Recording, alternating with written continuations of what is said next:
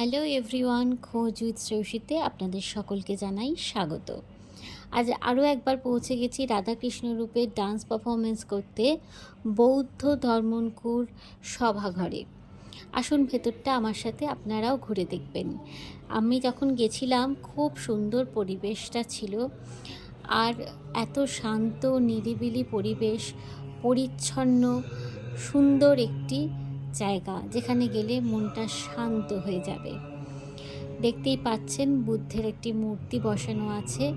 ভেতরটায় ঢুকলে সুন্দর করে পরিষ্কার করে সাজানো, পুরোটা ঝাড়বাতি জ্বলছে।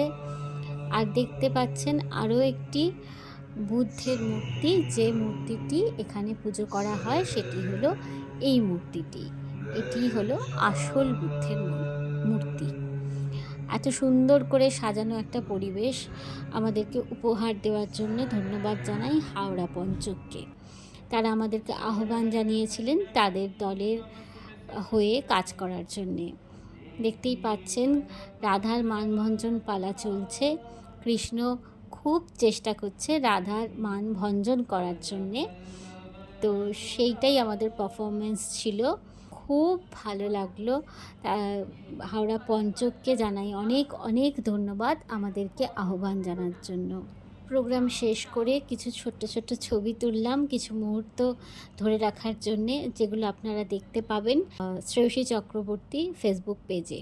এই সমস্ত ছবিগুলো তুলে দিয়েছে আমার ছোট্ট ভাই সৈকত।